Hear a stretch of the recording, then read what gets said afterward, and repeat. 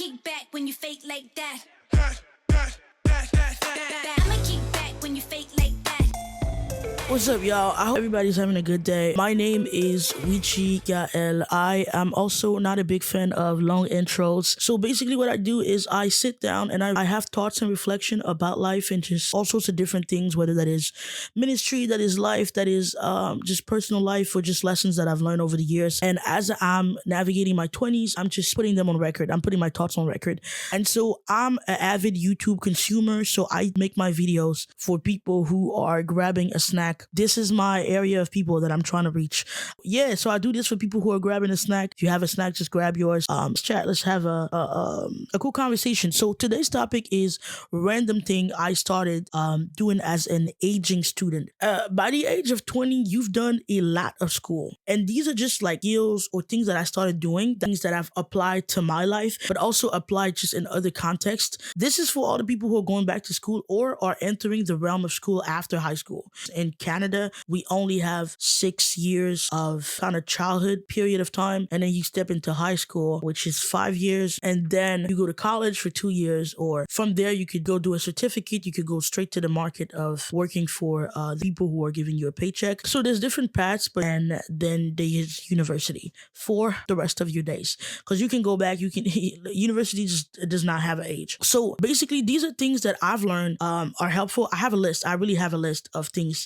There's 7 things on my list, so hopefully you follow through. I'm gonna try to make this short and concise. Listen, already right now I can see the time. I'm talking too much. So the first thing I started doing was sending myself emails of my work and homework to avoid dragging or forgetting them at home. So I'm not gonna lie to you guys, in college, there was just a crazy amount of work I had to do. Just the way college schedules just be on your neck. And you know, you go from high school where you have some work to do, and in college it just be like, you have 5 things to hand in on the same day, and it's just not adding up sometimes. And teachers are not like trying to make it a balanced thing for you. Whenever I had a lot of work to do or some of these homeworks to do, I would just send myself a copy of it by email. And one thing about Outlook, a Gmail, or whatever other platform, Yahoo, or whatever the email platform that you use, what they allow you to do is that you can set as many email that you want. The files for like a PDF document or like a Word document is not a heavy file. I had versions. I would just title my things. I would send myself so many emails with different version of my work, so that if ever I went to school and I didn't have a USB key to print it at school, because at the time I didn't have a printer, that allowed for me to have like copies just on the go, on my phone, whatever device I was using. Sometimes you can have a computer who crashes. Sometimes the website just is not logging the right way today. The way Outlook has saved my life, I'm just letting you guys know. So the second thing I started doing is I started taking pictures of my exams. And certain school, the teacher doesn't allow you to leave with the work that you've done once it's corrected. So I started taking pictures of my grades and things like that, just in case I wanted to double check my grades. I'm not a big grade person, but I just realized that sometimes teachers can also make mistakes when they give you back your evaluation. Sometimes it's like a 1-point mistake. I had this one time in university, a teacher sent me somebody else's grade, and I was like, ma'am, these are not my grades. And it has something to do with this, the color of my skin. So it's only 2 of us in the class, so I guess she just believed. Third thing is I started screenshotting movies, ideas, things that I believe would be important to do in life or to do as a homework or as inspiration of a homework. And so this goes like on a different scope. School can be very, very, very taxing and very charging, like finding life in the middle of what can feel very, very, very demanding. And so I used to be one of those people that whenever you go to school, you just go to school, you don't do life. And at some point, I just learned, and shout out to my best friend for this, I just learned, you know what, you're missing out on a lot of living by deciding that when you go to school, there is just no more life. And so I started screenshotting movies, ideas, the things that I wanted to do while going to school. And not just things to buy, but things to actually do. It allowed me to like be able to grow as a person, but also just have fun and also go to school. I'm being dead serious. Please live a little. And I'm saying this to my younger self too, like it's a little too serious, kid. It's getting serious now. Relax. So the fourth thing I started doing is I started treating my classroom as a work environment because I'm just very, very stressed that someone could become my boss. I haven't had a boss in a long amount of time. I just don't have any more people working over me because I work for myself. Or if I'm working for the education system, your classroom is kind of like your kingdom. You got to make your own rules in there as long as you follow the rules of the school system. Every time you enter a classroom, it's like you're also entering a different realm of authority, or fun, or or joy. So every single place that I step in that has the word education in it, I treat it like a workplace environment. I greet people the same way I greet them. Until you have major proof that you can be a friend to me, you will be treated as an employee of the government. Greetings, Your Honor. They're just treating everyone like a coworker. What I didn't want to be is too involved in your personal life that you could even say anything about me in that. So I would just keep it very level. I just don't know if one day we're gonna be working at the same school. And so the way y'all be drinking before class, I can't do what y'all do. I gotta be careful. Teachers are really high schoolers who grew up. Advice number 5. Okay, so this one, I know it's a bit time consuming, but I hope gauge what I'm telling you. Learning or finding tutorial to learn how to maximize my time and my energy on homework. Last semester I found out about Notion, which is a great app that allows you to really like organize your work and your deadlines and all sorts of things in that way. Or just things like Good Notes or just some of these tools that just help organize the work you have to do for people like me who have just other things going on. The deadlines just at some point, even just having like a calendar just became not enough. Mind you, it's bills on top of that.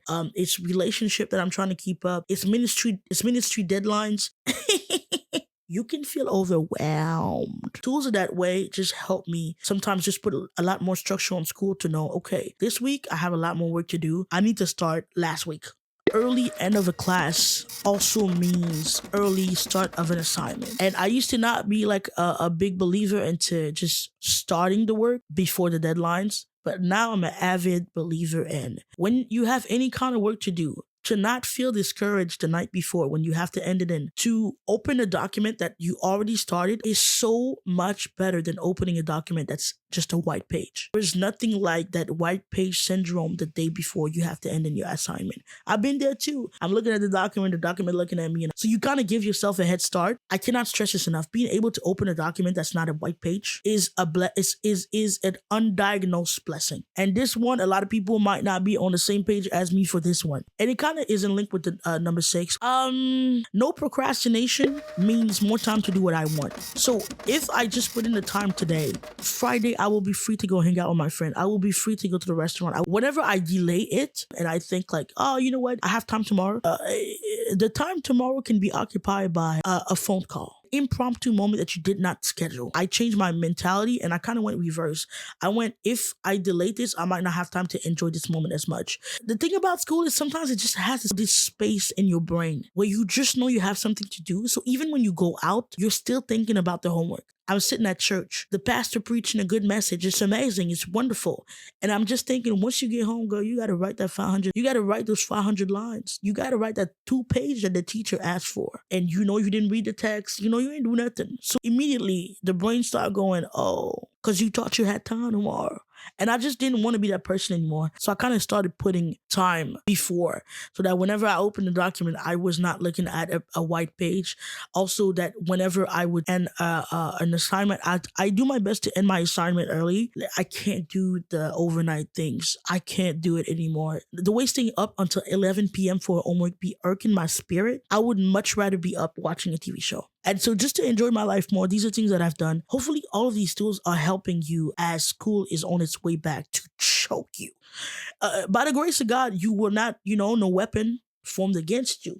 I'm realizing like you can become better at the school if you just give yourself some tools to go through it without feeling like you're failing. The way I'm convicted about ending my classes in one try, these people will not refund you for failing a class. You will have to pay again, and you might be sitting in front of the same teacher. I'm part of the avid believer of we not doing this class no more. We is doing it one and done. I get it's very difficult. I get like I struggled. I had this phonetic class, y'all. When I tell you I struggled my way through it, it was like learning a new alphabet. I'm letting you know right now, the way I struggled in that class was enough of a conviction that I never needed to be in that class again. Get me out. You need to get a grip that you never want to be in that class again. You want to move forward with your life and you want to move forward with your funds. Do you understand? You're borrowing money from the government.